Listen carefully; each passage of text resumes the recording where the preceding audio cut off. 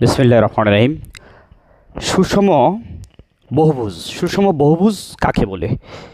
যে বহুভুজের প্রতিটি বাহু সমান এবং এই শীর্ষ কোণগুলো, এই কোণগুলো যদি সমান হয় তাহলে সেটা হবে সুষম বহুভুজ। তো এটা 6 বাহু বিশিষ্ট, 6টা বাহু বিশিষ্ট যদি এটা প্রত্যেকটা বাহু যদি সমান হয় এবং কোণগুলো যদি সমান হয় তাহলে এটা হবে সুষম ষড়ভুজ। এটা হবে সুষম ষড়ভুজ। তো এই সুষম ষড়ভুজের প্রতিটি এই যে অন্তস্থ কোণ বা এই যে শীর্ষ কোণগুলো, এগুলো যদি আমরা বের করতে চাই, এই যে শীর্ষ কোণ সেটা যদি আমরা বের করতে চাই তাহলে আমরা যে ফর্মুলাটা ইউজ করব সেটা 180 ডিগ্রি ইন্টু n-2/n, যেখানে n এর মধ্যে আমরা বসাবো যেটা বাহুর সংখ্যা 6টা আছে, তাহলে n এর মধ্যে আমরা 6 বসাবো। 6 যদি বসাই তাহলে এখানে 6 থেকে 2 বিয়োগ করলে 4, হ্যাঁ 6 দিয়ে এটাকে ভাগ করলে হবে 30, 4 30 120, তাহলে পাবো আমরা 120 ডিগ্রি। প্রতিটি শীর্ষকোণ পাবো 120 ডিগ্রি। ঠিক এভাবে সুষম ষড়ভুজ, এটা সুষম পঞ্চভুজ হলে আমরা n এর জায়গায় বসাবো 5, হ্যাঁ তখন পাবো 108 প্রতিটি শীর্ষকোণ।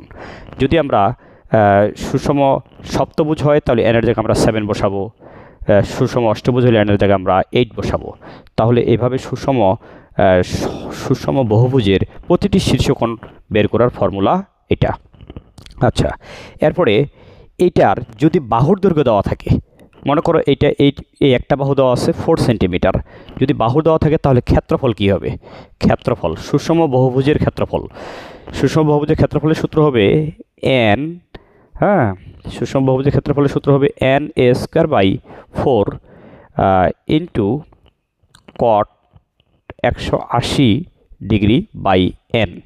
এটা হলো সুষম বহুভুজের ক্ষেত্রফল বের করার সূত্র, n²/4 ইন্টু cot 180/n, যেখানে n হবে, যদি এটা সুষম ষড়ভুজ হয় তাহলে n এর মান হবে 6, আর বাহুর দৈর্ঘ্য যে 4, তাহলে এর জায়গায় আমরা 4 বসাবো।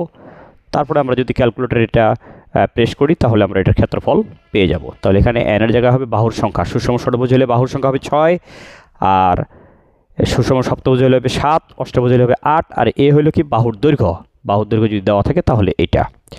আচ্ছা, এখন যদি বাহুর দৈর্ঘ্য না দেওয়া থাকে, যদি বলা হয় যে কেন্দ্র থেকে শীর্ষবিন্দুর যে দূরত্ব, এই যে কেন্দ্র থেকে শীর্ষবিন্দু দূরত্ব, তাহলে এটা কিন্তু অ্যাকচুয়ালি এই দূরত্ব সমান হবে।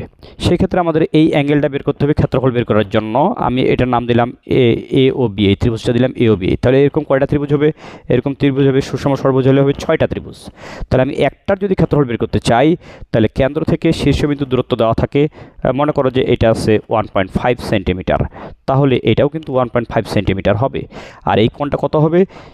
300, বৃত্তের কেন্দ্রের উৎপন্ন মোট কোণ হলো 360, 360কে যদি আমরা 6 দিয়ে ভাগ করি, যেহেতু সুষম ষড়ভুজ 6 দিয়ে ভাগ করলে আমরা একটা কোণ পাবো 60 ডিগ্রি, তখন এই এ ও বি যে ত্রিভুজটা হবে, ত্রিভুজ এ ও বি এর যে ক্ষেত্রফল হবে সেটা হবে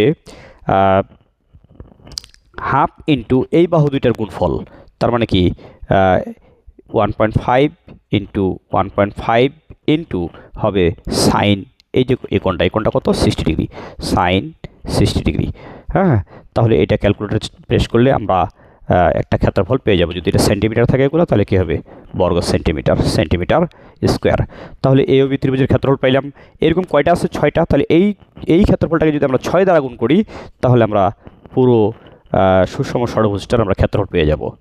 ঠিক একইভাবে যদি এটা পঞ্চভুজ হয় তাহলে কী হবে? তাহলে 360কে আমরা 5 দিয়ে ভাগ করলে এই কোণটা পাবো, এই কোণ পাবো 5 দিয়ে ভাগ করলে। তখন আমরা এই বাহু জানি, ঠিক একই ফর্মুলা ইউজ করবো। এখানে সাইন 60 ডিগ্রির জায়গায় এখানে যে কোণটা পাবো সেই কোণটা আমরা ইউজ করবো, হ্যাঁ তারপরে বাহুগুলো দিব। তাহলে এটা হলো যদি কেন্দ্র থেকে শীর্ষবিন্দুর দূরত্ব দেওয়া থাকে তাহলে ক্ষেত্রফল বের করার সূত্র। আচ্ছা, আরেকটা গুরুত্বপূর্ণ বিষয় আছে যে সুষম ষড়ভুজ হোক বা সুষম পঞ্চভুজ, হ্যাঁ সেটার কর্ণের সংখ্যা বের করা একটা সূত্র, হ্যাঁ যেটা খুবই মজার একটা সূত্র। তো আমরা যেমন এখানে কর্ণের সংখ্যা যদি বের করি, আসলে কর্ণ কীভাবে হবে? এই যে এটা একটা কর্ণ হবে, এটা একটা সুষম ষড়ভুজ এঁকেছি আমি, হ্যাঁ এটা একটা কর্ণ হবে, এই যে এইভাবে যোগ করলে এটা একটা কর্ণ হবে, এইভাবে যোগ করলে এটা একটা কর্ণ হবে, এটা যোগ করলে একটা কর্ণ হবে, এই যে এখান থেকে যোগ করলে একটা কর্ণ হবে, এখান থেকে যোগ করলে একটা কর্ণ হবে, আবার এখান থেকে যে এখানে যোগ করলে একটা কর্ণ হবে। তাহলে এভাবে মোট কতটা কর্ণ হবে, কতটা কর্ণ আমরা রাখতে পারবো সেটার জন্য একটা ফর্মুলা। তো সেই ফর্মুলা হলো NC2 মাইনাস n। হ্যাঁ, NC2 মাইনাস n, অর্থাৎ n হলো কি এখানে বাহুর সংখ্যা। তাহলে সুষম ষড়ভুজ যদি হতো, এটা সুষম ষড়ভুজ, তাহলে n এর মান হবে 6C2 মাইনাস কি 6। তাহলে এটা যদি আমরা একটু কাজ করি, এটা ক্যালকুলেটরেও করা যায়, বাট আমরা যদি নর্মাল ওয়েতে করি তাহলে এই যে 6C2 এটাকে লেখা যাবে 6কে লেখা যাবে 6 × 5, আর 2কে লেখা যাবে 1 × 2 মাইনাস হবে কি 6। তাহলে এটা কাটলে কত হবে 3, 3 5 তাহলে কত হয়ে গেল বল, 3 5 15, 15 থেকে যদি আমরা কত 6 বিয়োগ করি, হ্যাঁ 15 থেকে যদি 6 বিয়োগ করি তাহলে হবে 9। কত হবে, এটার ফলাফল হয়ে গেল 9।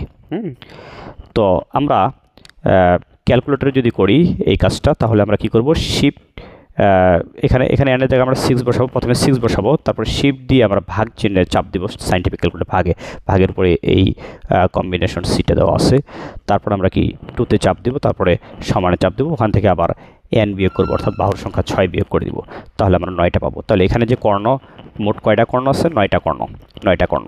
তাহলে এটাকে যদি আমরা আর একটু বোঝার চেষ্টা করি, যে এটা বেশি জটিল হয়ে গেলে একটু সহজ দিয়ে যদি বোঝার চেষ্টা করি, যেমন একটা আয়ত, এই আয়তের কর্ণ হবে কয়টা, বা এটা চতুর্ভুজের কর্ণ হবে কয়টা, 2টা।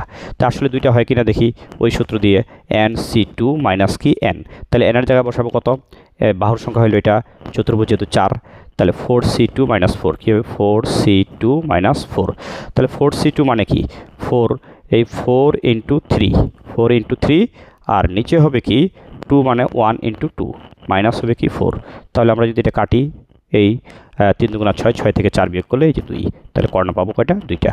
তাহলে এভাবে এটা কিন্তু সুষম বহুভুজ হইতে হবে এমনটা না, হ্যাঁ, চতুর্ভুজ, পঞ্চভুজ, সপ্তভুজ, অষ্টভুজ, হ্যাঁ, বহুভুজের ক্ষেত্রে আমরা কর্ণের সংখ্যা বের করার সূত্র হলো এই যেটা NC2 মাইনাস কি n, যেখানে n হবে কি সপ্তভুজ হইলে 7, ষড়ভুজ হইলে 6, পঞ্চভুজ হইলে 5। তাহলে আমরা কর্ণের সংখ্যাটা বের করতে পারবো, যেটা খুবই ইন্টারেস্টিং একটা ফর্মুলা।